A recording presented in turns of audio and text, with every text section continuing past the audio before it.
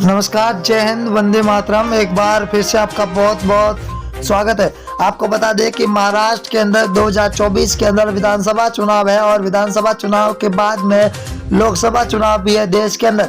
तो इससे पहले आपको ये बता दें कि महाराष्ट्र के अंदर 288 सीटों पर अब किसकी बनेगी सरकार। क्या शिंदे गुट फिर से बनाएगा किसी के साथ गठबंधन, या फिर शिंदे गुट 288 सीटों पर विधानसभा चुनाव लड़ेगा। शिवसेना ने अपनी तैयारियां शुरू कर दी है, तो अब की बार कांग्रेस और बीजेपी ने पूरी जोरों तोरों पर शुरुआत कर दी है।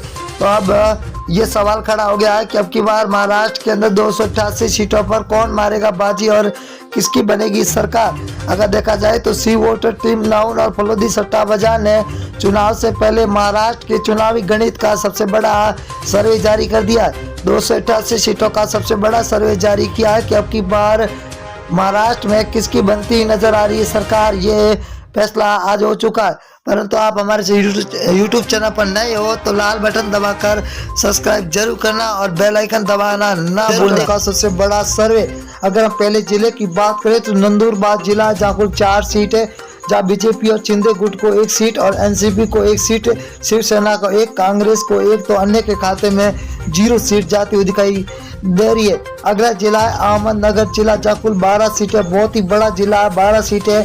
बीजेपी और शिंदे गुट को 5 सीटें मिल रही है, तो एनसीपी को 2, शिवसेना को यहाँ पर 3 सीटें मिल रही है, तो कांग्रेस 2 सीटों पर है।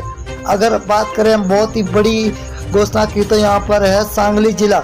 सांगली जिले की बात करें तो 8 विधानसभा सीटें, जहाँ 8 में से बीजेपी और शिंदे गुट को 4 सीटें मिल रही है, तो एनसीपी को 2 सीट, शिवसेना यहाँ पर 0 पर है, तो कांग्रेस 2 सीटों पर टिकी हुई है, अन्य 0 के खाते में जाते हुए दिखाई दे रही है। उस्मानाबाद जिले की बात करें तो कुल 4 सीटें, 4 विधानसभा सीटों में से बीजेपी और शिंदे गुट को यहाँ पर 0 सीट मिलती हुई दिखाई दे रही है, तो यहाँ पर एनसीपी को 1, शिवसेना को 1, तो कांग्रेस यहाँ पर 2 सीटों पर सबसे आगे चलती हुई दिखाई दे रही है। अगर हम नागपुर जिले की बात करें तो कुल 12 सीटें हैं, 12 सीटों में से बीजेपी और शिंदे गुट को 5 सीटें मिलती हुई दिखाई दे रही है, तो एनसीपी को 3 सीट और शिवसेना को 2, कांग्रेस को यहाँ पर 2 सीटें मिले। यहाँ पर बीजेपी और शिंदे गुट को सबसे ज्यादा सीटें मिलती हुई दिखाई दे रही है।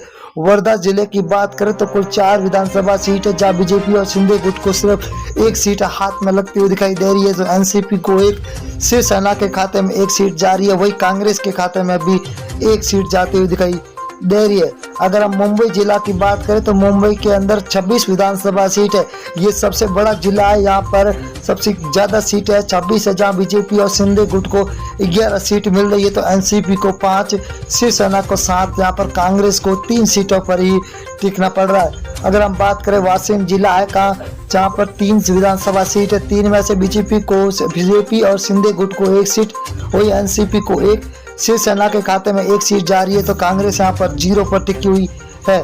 अगले जिले की बात करें तो पुणे जिला, जहाँ पर कुल 21 विधानसभा सीट है, बहुत ही बड़ा जिला है, जहाँ पर 21 विधानसभा है। बीजेपी और शिंदे गुट को 9 सीट मिल रही है, तो एनसीपी को 5, शिवसेना को 4, तो कांग्रेस यहाँ पर 3 सीटों पर टिकी हुई है, अन्य के खाते में 0 सीट मिलती हुई दिखाई दे रही है। सिंधुदुर्ग जिला है, जहाँ पर कुल 3 विधानसभा सीट है, 3 में से बीजेपी को और शिंदे गुट को 1 सीट मिल रही है, वही एनसीपी के खाते में 1, तो शिवसेना के खाते में 1 सीट जा रही है, वही कांग्रेस को 0 सीट पे यहाँ पर टिकना ही पड़ रहा है। अगली बात करें हम अकोला जिला है, अकोला के अंदर कुल 5 विधानसभा सीट है, 5 में से बीजेपी और शिंदे गुट को 2 सीट मिल रही है, तो एनसीपी को 1, वही शिवसेना के खाते में 1 जा रही है, तो कांग्रेस यहाँ पर 1 सीट पर टिकी हुई है, तो अन्य के खाते में 0 सीट जाती हुई दिखाई दे रही है। नांदेड़ जिला है, नांदेड़ के अंदर 9 विधानसभा सीट है, जहाँ बीजेपी और शिंदे गुट को 4 सीट मिल रही है, तो एनसीपी को 2, शिवसेना के खाते में 2 सीटें जा रही है, तो वही कांग्रेस यहाँ पर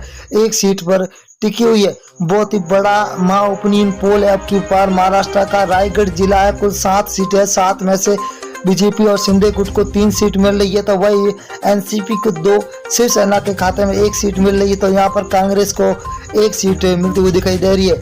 यहाँ पर अब की बार महाराष्ट्र के अंदर बीजेपी और शिंदे गुट का महागठबंधन है, और यहाँ पर नासिक जिला है, जहाँ पर 15 सीट है, बीजेपी और शिंदे गुट को 5 सीट, एनसीपी को 5 तो शिवसेना को 3, कांग्रेस के खाते में 2 सीटें जाती हुई दिखाई दे रही है। यहाँ पर अन्य 0 पर टिका हुआ है। तो महाराष्ट्र की 288 सीटों का भयंकर सर्वे जारी हो चुका है, जहाँ पर कोल्हापुर जिला है जहाँ पर 10 विधानसभा सीट है।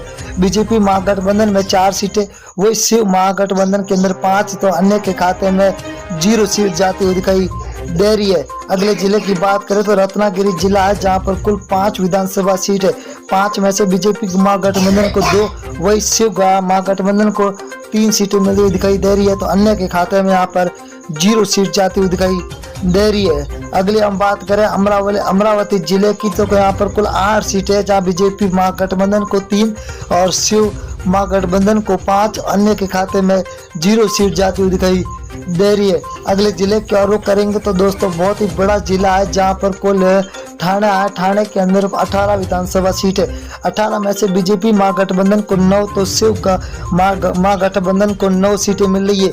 यहाँ पर बीजेपी और शिव दोनों महागठबंधन को बराबर 9 की सीटें मिलती हुई दिखाई दे रही है। अगर हम सोलापुर की बात करें तो सोलापुर के अंदर 11 विधानसभा है।